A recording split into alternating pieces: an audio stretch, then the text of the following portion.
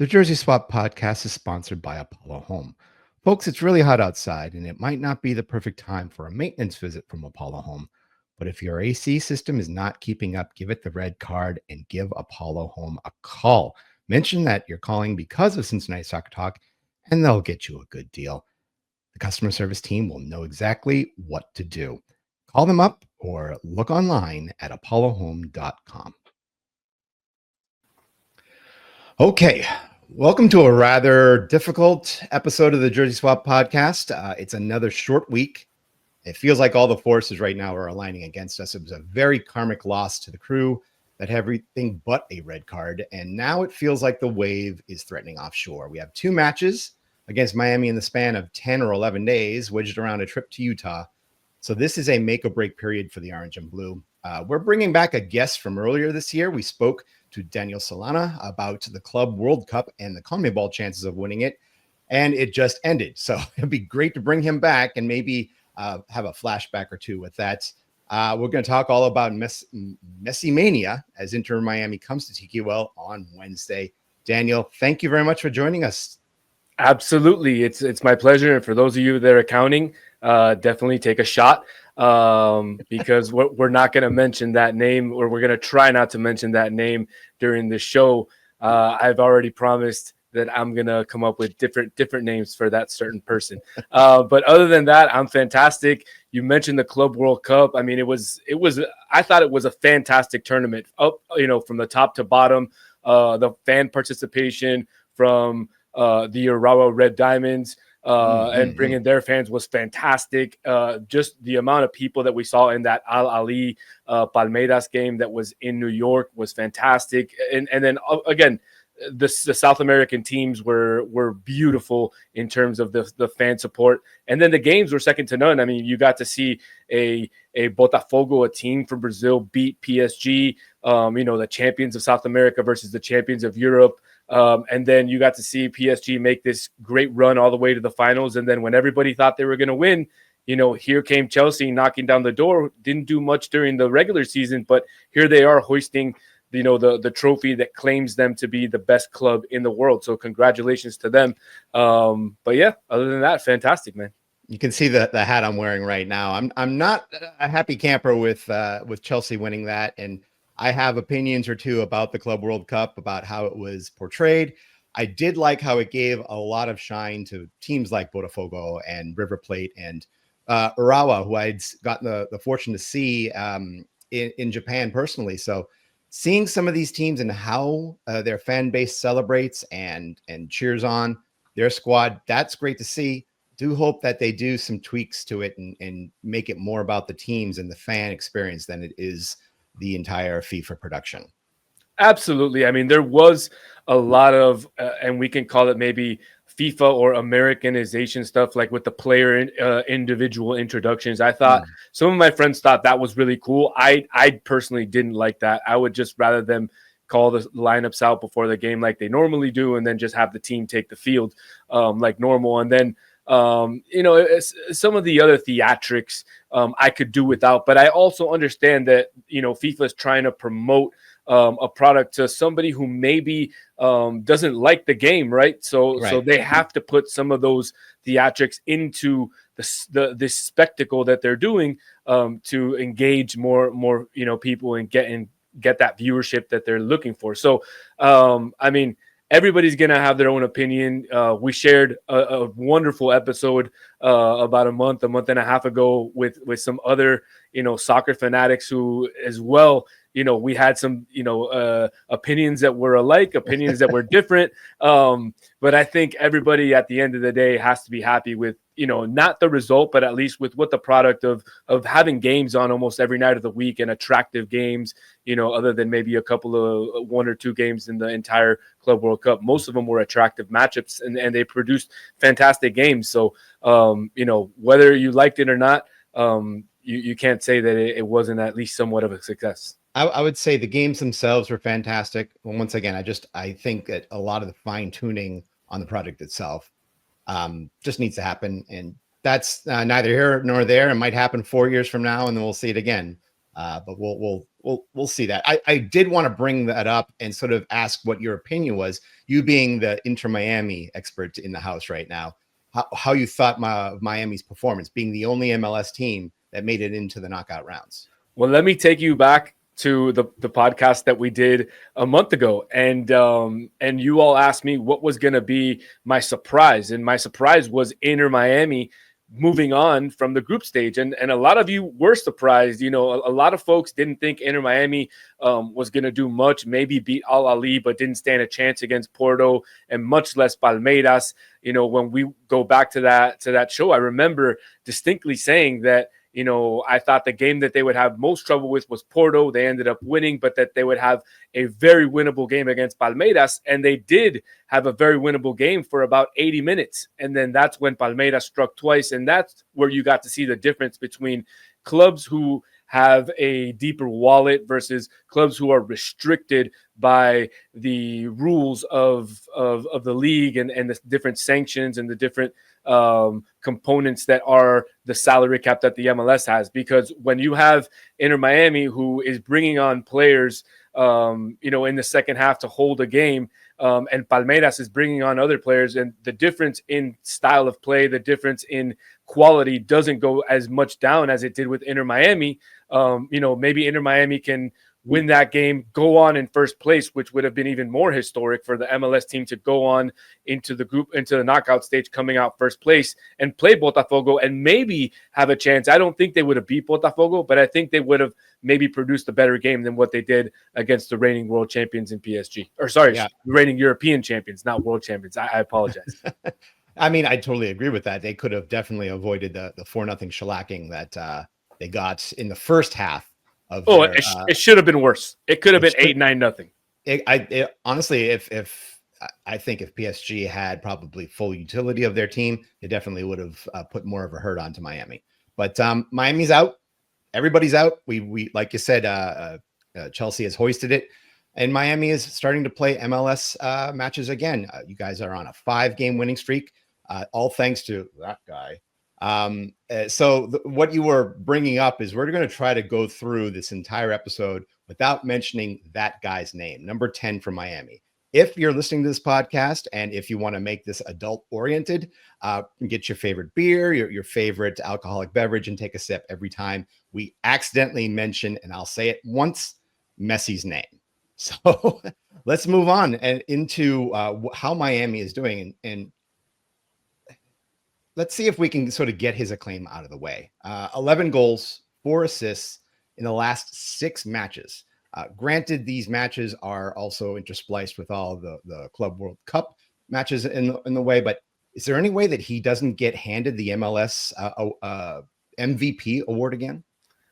I mean, absolutely, right? If Lionel Messi, and I apologize, that's 2 on me, 0 by you.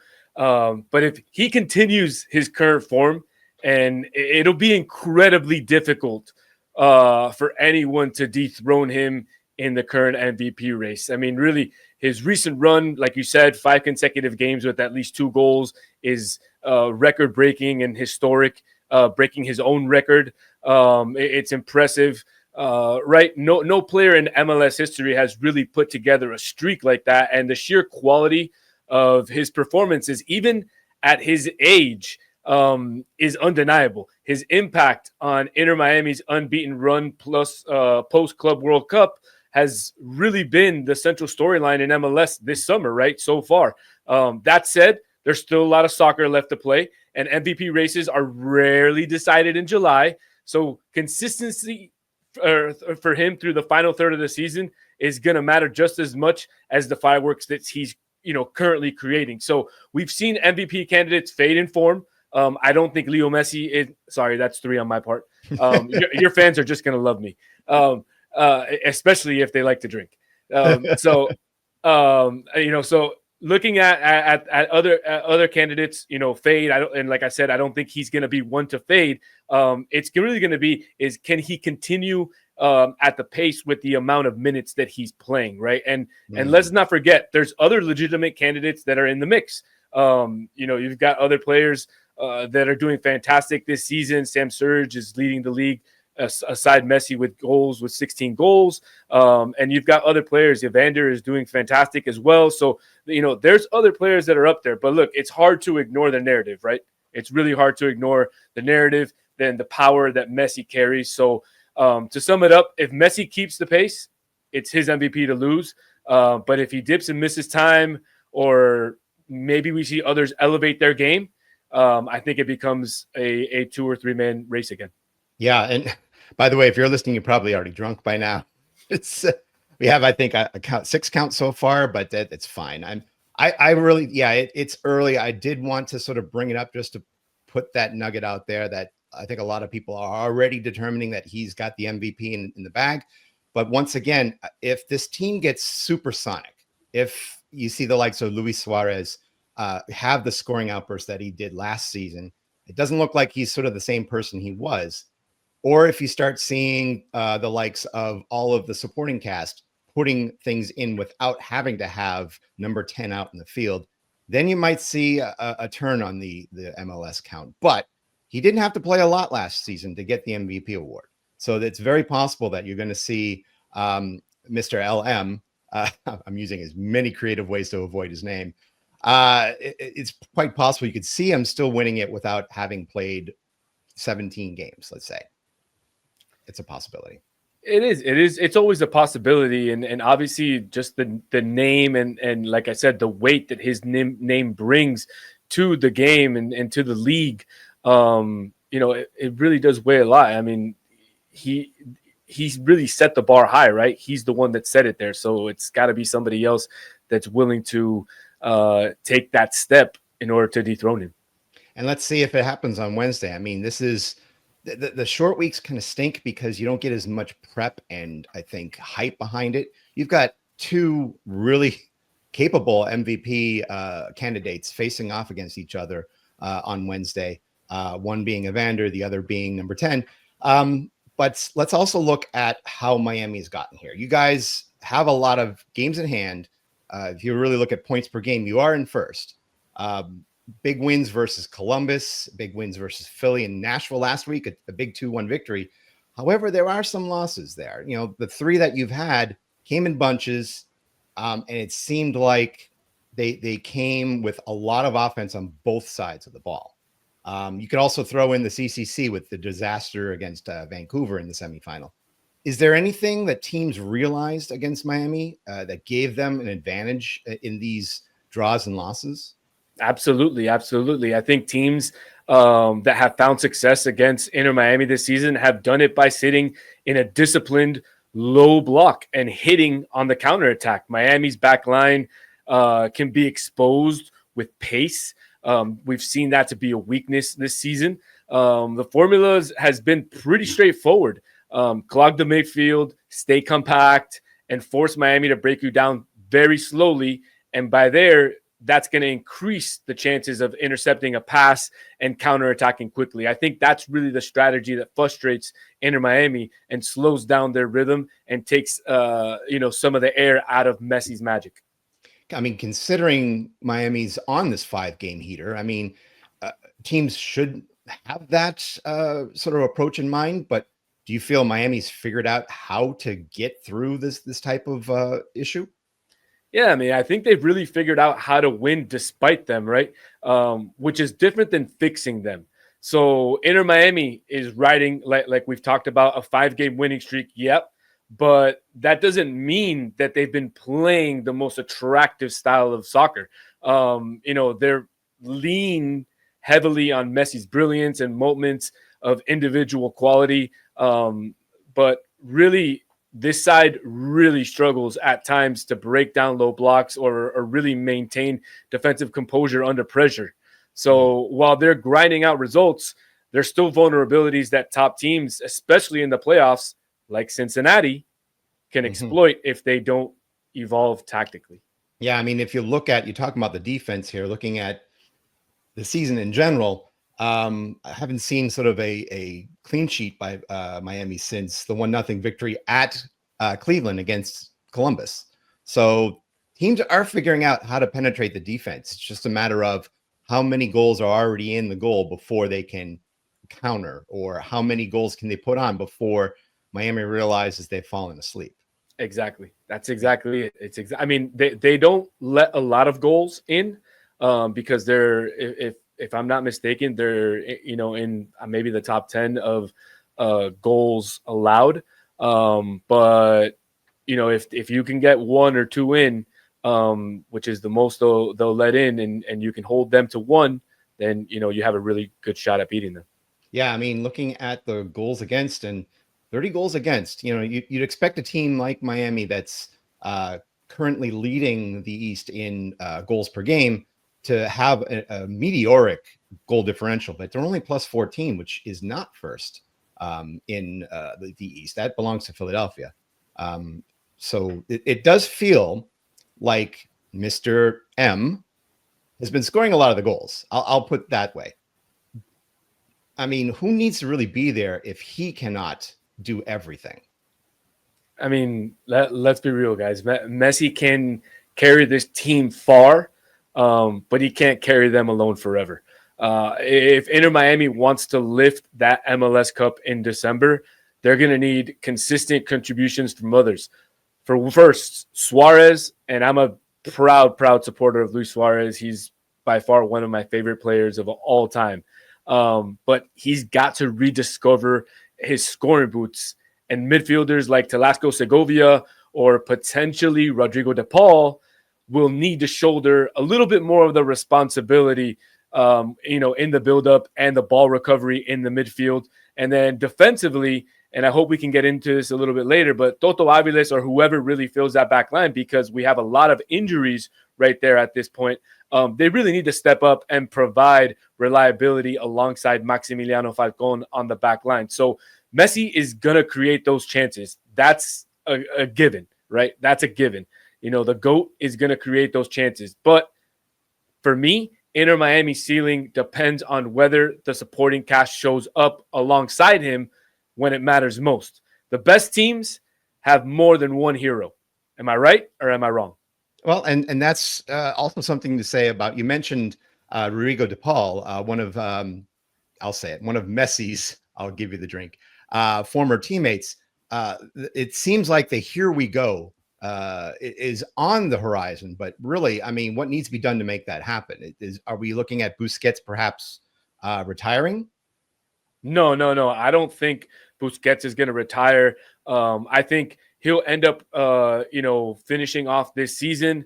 He's still expected to play the remainder of the season, even though he's shown, at times a lot of fatigue and that he's not still at that level that we've known him to be on the Spanish national team and when he played for Barcelona.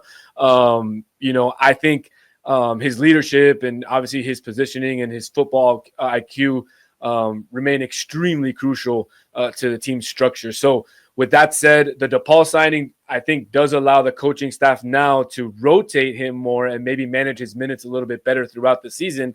And then looking ahead, I wouldn't be surprised if he does decide to retire at the end of the season and maybe transition into a non-playing role. I know he has a strong relationship with the rest of the guys on the team, especially Jordi Alba, the GOAT, and Suarez, and also with Mascherano. So maybe he would stay on as part of the coaching staff, and that would make a lot of sense in my opinion.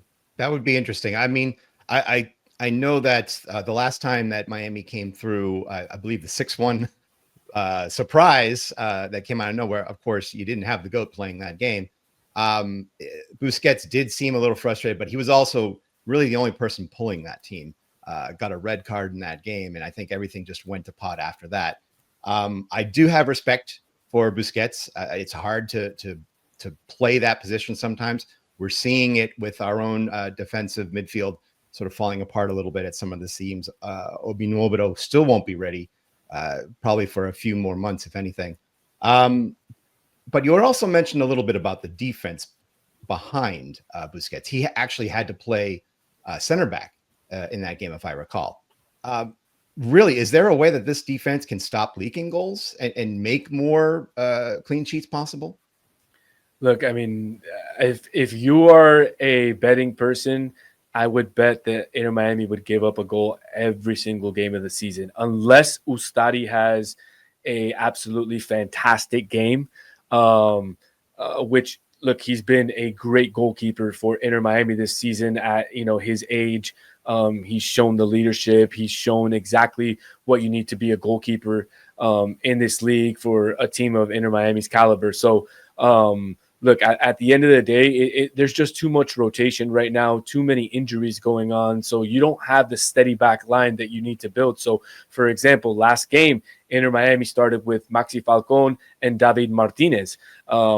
And the game before that, it was Maxi Falcon with Toto Aviles. So if you play with Toto Aviles, then Maxi Falcon has to play left center back. Toto Aviles plays right center back. And if David Martinez plays left center back, and Maxi Falcon plays right center back. Now, he can play Maxi. I'm talking about can play both sides, but how confusing, or how tough would it be to have to play a different position every single game? So I think at this point, the only thing that's going to help Inter Miami get clean sheets is consistency, reliability in the back, and to recover some of the injuries and have a consistent, pairing in the back that could build some chemistry so that, these childish mistakes don't happen again.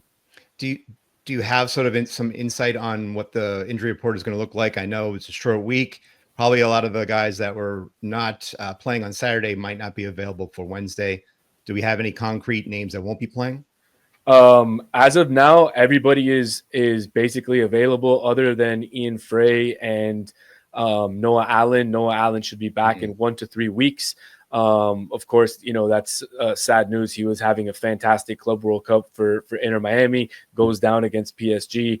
He's been out for a couple of weeks now, and he'll, remain out for the next 1 to 3 weeks. And Ian Frey, we're still waiting to hear back a little bit more on him. Other than that, Mascherano said earlier last week that Gonzalo Lujan would be back, and so would David Ruiz, and so would Yannick Bright. All three would be back for the game against Cincinnati. So we're looking to have everybody available. The question is Mascherano going to rotate the starting lineup and give some of these other players a chance, like the Baltasar Rodriguez, who got a start a couple of games ago, came on as a substitute, had a very strong showing last game? Or is he going to maintain with the normal starting 11, which includes that traditional 4-4-2, which I know you're going to ask me about at some point. Yeah. With Messi and Suarez starting up top, Velasco, Segovia, Busquets. And then the question is always, is it going to be Kremaski or is it going to be Redondo? That's, the question of who's going to be the center pairing with Busquets, and then Allende on the right. So that's what they've been going out with, every couple of the last few games. But again, nobody knows yet, what Mascherano's going to do in that beautiful bald head of his. Yeah. Do you see any sort of difference of approaches? I mean, with FC Cincinnati usually goes with their back five. In all likelihood, it's going to be a combination of Robinson, Miazga. We'll see who they put on the left. It's been Lucas Engel a few games, but it hasn't quite been successful. I think Columbus has really taken advantage of that on the left-hand side, where Luca Orshano is not necessarily defensive in mindset. And so they definitely took advantage of that. But do you feel that this 4-4-2 will still work facing off against the back five like that? I don't think Mascherano is going to change it up. It's not a matter of will it work or not. It's more so I think Mascherano is kind of stuck in his ways, and he's just going to stick to that 4-4-2 because, like they say, if it ain't broke, don't fix it, right? And Inter Miami has won 5 of the last 6, unbeaten in the last 6 in MLS play. So he'll continue with that 4-4-2. If Inter Miami gets a lead, probably in the last 15 minutes, he'll switch to a 5-4-1, insert a third center back, and usually take out Suarez and leave that LM10 at the top on his own to be that kind of false 9. So that's usually what he does. I don't expect him to change it up. If I were the coach, I would definitely change it up. I see a lot of things that he could do that would help out the team, but I'm not privy to talking with Javier Mascherano, so I can't share my good ideas with him. Yeah, well, we'll see how this turns out, really. I mean, I do think that FC Cincinnati's got to get their mind together in terms of how to pull together a solid defense and a solid offense at the same time. It felt like they were in panic mode the last game. So if they are forced to catch up, for example, I think it's going to play right into Mascherano's hands. The Jersey Swap podcast is also sponsored by Beyond Exercise. Beyond Exercise is a local physical therapy and fitness business that helps people stay active and injury-free. In fact, they help some of our local MLS, MLS Next Pro, and FCC Academy players with their health and performance needs. Check out their suite of services at gobeyondexercise.com. Let's take a look at this. Let's put FC Cincinnati and Inter Miami into the big ball and shake it up a little bit. If you are an avid listener and a Patreon member, you'll be able to participate in our Growler Cup, predict the outcomes of these games with the score, and I will make you an honorary Patreon member just for today. What is your prediction on this and the score? So I think if Inter Miami goes with their normal starting 11, I think they'll come out of there with a 2-1 win. I think it'll be a very hard-fought victory. Cincinnati is the leader right now. So it's 3 points that are extremely important, especially knowing that they have a couple of games in hand. So it's going to be a very, very tough atmosphere to go into. I know you Ohioans are very, very crazy fans in a positive way. You definitely love to get out there and support your team. And I know, especially when Inter Miami comes into town, it's a little bit more of a spectacle. It's a little bit more of, we want to beat you. Hey, come take your best shot. And like I said, 2-1 Inter Miami. I feel that you're not too far off. That is how Inter Miami has won their last 2 games on the road against New England. And honestly, a very solid game against Nashville. I thought that was, I have to tip my hat to that game because that was much more entertaining than ours ended up being in the end. Okay, I want to be a homer. I so desperately want to be a homer in this case. I think the team really saw the errors of their ways. They let their foot off the gas against Columbus, and they were on the back foot the entire rest of the game.